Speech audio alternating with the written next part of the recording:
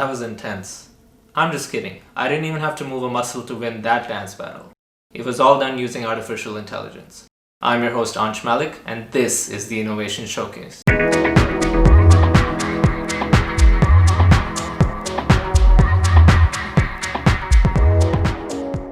Today we have a paper titled LiquidWarpingGAN with attention by Liu et al. They present a unified framework for human image synthesis. What does that entail? Let's take a look. On the left, we have the source image. In the middle, we have the reference pose. And on the right, we see that the person from the source image is mimicking the pose of the reference.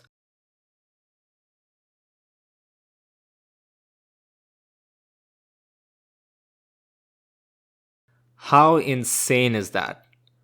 One can only imagine the memes that will come out of this. Now we all will agree that this is cool, but this technique can do way more. Given the same source image, the technique can also generate a new pose, almost like there was another picture taken of the person from a different angle. That is trippy, but it doesn't end there either. Now let's take the same source image and a new reference image. What if we could generate a new image that has the person in the source image wearing the clothes of the person in the reference image? Say no more. This technique does it all. What is absolutely incredible is that one model once trained can do all these things, hence the unified framework for human image synthesis. So how can it do all these things? There's two really key components to this system. The first one is that this technique recovers a 3D mesh from the input image. The technique uses a parametric human body model called the SMPL, or the Skinned Multi-Person Linear Model. The model disentangles the pose, which are things like joint rotations, and the shape of the image, and outputs a 3D mesh.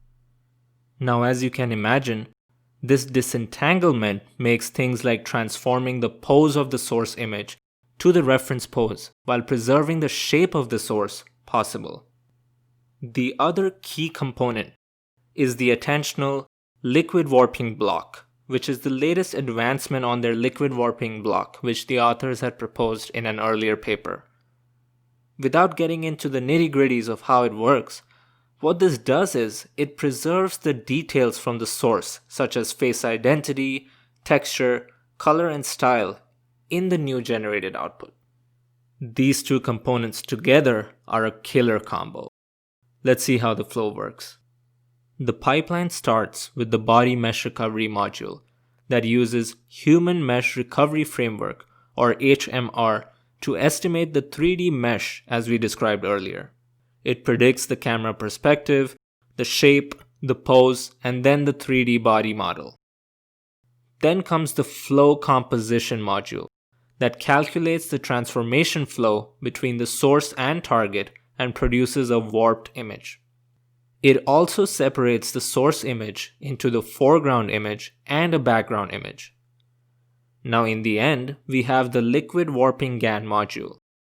As an aside, GANs, or generative adversarial networks, are one of the really cool AI innovations within the last couple of years that are now immensely popular for applications that require things like image generation, video generation, and a lot more.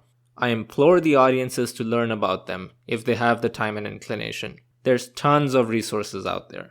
If you would like an explanation from me as well, let me know in the comments. But back to the LiquidWarpingGAN module. It consists of three main streams. The first one separately generates the background image. The second reconstructs the source image. And the third one synthesizes the target image with the new pose. Now this is where the attentional liquid warping block comes in to preserve the details from the source, such as face identity, texture, and color. Absolutely incredible. In addition to all this, to make sure that their model scales well to diverse face identities, clothes, and backgrounds, they also fine-tune the pre-trained model or personalize it to the specific person using the single or few input images that are fed into the model. But wait, this all describes the motion synthesis case well, in which we make the source image move like the reference video. How do we synthesize the novel views or do the clothes transfer? That is the beauty of this model. Once trained, the only thing we need to change is the transformation flow for those other applications.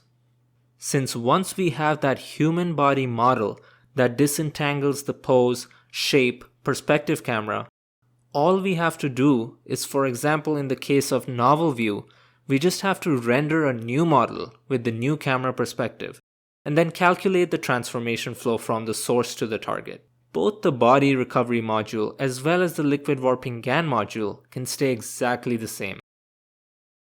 For appearance transfer, we need to keep the head identity of the source but copy the clothes of the reference. That can be done as well using two different transformations.